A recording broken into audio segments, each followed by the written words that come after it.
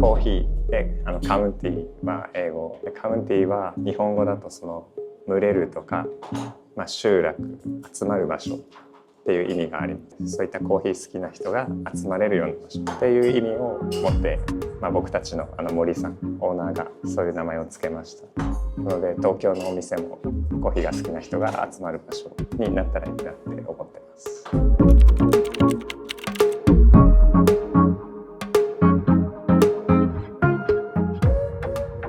コーヒーカウンティー東京のお店のマネージャー風間俊って言います。僕たちのスタッフもそうですし、一番はそのオーナーの森さんが大切にしていることは、一つ一つの農家さん、農園の背景、そういったのを飲む人、コーヒーを飲むお客様に感じてほしい。その背景までして味わいっていうのを全部楽しんでほしい、まず思ってます。そうですね。多分パナマは行くのが珍しい方だと思います。このお店を始めるきっかけ、スタートになる国がニカラグアだったんですけど、そのニカラグアを中心に中米、中南米、今はホンジュラスがすごい多かったり、コロンビアとか、あとはアフリカに。なのでパナマは結構ピンポイントで珍しかった。まず一つはシングルオリジンのお店ではほとんどです。ブレンドはしてない。あとそのシングルオリジンが多い理由は、1年間で本当にたくさんのコーヒー、農園の豆を扱うので、その一つ一つの良さと、例えば今日来たらホンジュラスがあったり、来週来たらコロンビアが、そういった形でたくさん楽しめる。しかもそれがハンドドリップをメインに僕たちは美味しさを伝えているので、そのハンドドリップっていうことと、そのたくさんコーヒー豆を自分たちで、オーナーを中心にちゃんと海外に行って農園まで行って買ってるっていうのが、差別化は難しいけどすごい僕は珍しいと思ってます。日本のロースターが自分でたくさん買って、あとは最近だと他のロースターにもその豆を分けたりしていて、そうですね、例えば今週はホンジュラス、来週はコロンビアっていう形でシングルオリジンで、エスプレッソローストしてます。でエスプレッソももちろん好きだからシングルオリジンでこだわってます。でも選べるのはやっぱりドリップコーヒーの方が、僕たちはその良さをたくさん伝えられるから、いっぱい選べるのはドリップだけっていう風なメニューにしてます。そうです。それはもうみんなスタッフ口を揃えてドリップって言います。ハンドドリップ。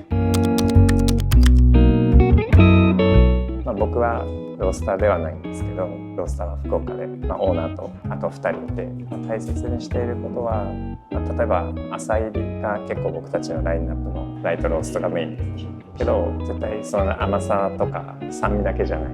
甘さと、あとはこの飲んだ後に感じるフレーバー、そこがちゃんと、豆をたくさん扱ってる分違いが分かるように、必ず甘さが来て飲んで、マウスフィールが良くて、フレーバーもちゃんと感じる。ローストのところでは大切にしています。ただただすっきりしてる、飲みやすいだけにならないようにして、オーナーの代わりで言ってしまうところはあると思うんですけど、最近の話で僕が聞いたのは、自分の、コーヒーカウンティーで届けたい味、イメージしている味にまずはぴったりなものだけを選んでます。あとは実際にその農園に行ってテイスティングした時に、お店に実際に来た時のことを想像して、でこれは美味しいってイメージができるものだけを買ってます。それは多分その彼の経験ができること、それがすごいと思う。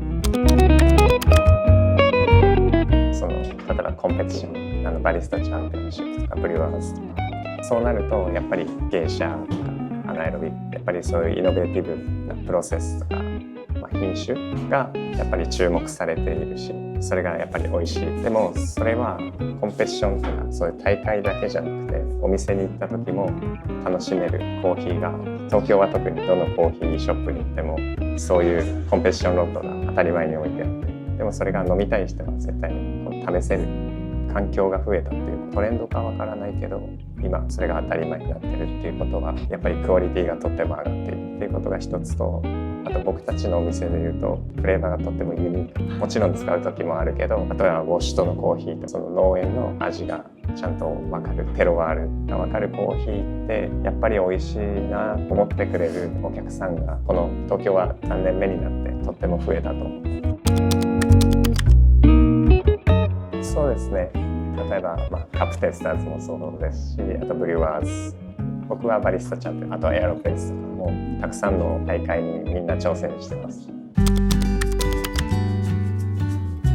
まずはなんかイメージは丸いお店を作りたい。じゃあ丸って何かっていうことを、例えばエチオピアの昔の家は丸い作りだ。僕たちが好きな喫茶店のデザインはカウンターが丸かった。それによって、日本のその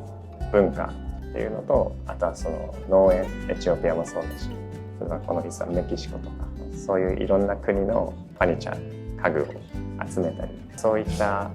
コーヒーの国をイメージできるものと、あとはこの落ち着いた空間、あとその丸っていうのがテーマなので、いろんなものが丸い。あとは一番僕が好きなポイントは、東京の、最近日本のカフェは窓が光がたくさん入って、白とかグレー、とてもクリーンなスペースがとても多いですけど、ここは中がどうなってるかわからないし、ちょっとブラインドもあるし、入るのがちょっと最初は緊張するけど、入ったら落ち着いて自分のプライベートの空間にもできる。それは結構最近の東京のカフェのデザインだととっても珍しいから、それがお気に入り。最初にこの東京のお店をスタートするときにテーマをデザイナー森さんの丸のテーマにした。それは多分理由は2つあって、今までそのさっき言ったカフェのデザインで丸いお店を作ったことがなかったら丸いお店を作りたい。それは一つインスパイアされたのが、他の東京じゃない場所に喫茶店で丸いカウンターがあって、これはいいなデザインで思ったことがまず一つ。もう一つはこのお店のスペースがとても小さい、ちょっと狭い、あとはちょっと複雑な形だったので、それを丸くして狭いっていう風に感じさせないようなデザインはやっぱり丸なんじゃないか、その一つ。やっぱり僕のイメージは、特に海外の人、あとは韓国の人、結構エスプレッソのカルチャーが強い。みんな多分好きだと思ってます。なのでエスプレッソのドリンクを美味しく作りたいっていうのはもちろん、韓国の方がいらっしゃった時にアメリカーノとかラテ頼んで、じゃあ美味しいのを作りたいなって思ってます。もう一つはコーヒーカウンティーはエスプレッソだけじゃなくて、フィルターコーヒーがハンドドリップが美味しいお店だったで、最近ちょっと知って来てくれるお客さんが韓国の人に増えてきて、それがとっても嬉しいから、ハンドドリップで自分でコーヒーが選べるんだっていうのを楽しんでほしいな、そういう説明とかおすすめもしてるので、これから来てくれる人にはそのドリップもぜひ楽しんでほしいなって思ってます。とっても大きな目標はこうやってコーヒーを飲む人、お客さんが産地のことが知れる機会を作りたいっていうのが大きな目標ではあります。でもやっぱ毎日の目標は、僕たちはコーヒーのカードをドリップコーヒーに渡してるんですけど、まずはその一つ一つのやっぱり産地の味が違う、農園の味が違うっていうことを毎日こんなに違うんだよっていうことを伝えれる努力もしたいし、もっと美味しく作りたいし、焙煎もそうだし、そうやって農園のイメージことを考えられる、機会を増やすっていうのは毎日の挑戦。お店を増やしたいとか、高いエクスペリエンスみたいなものを上げたいのもそうだけど、そういうものよりもやっぱり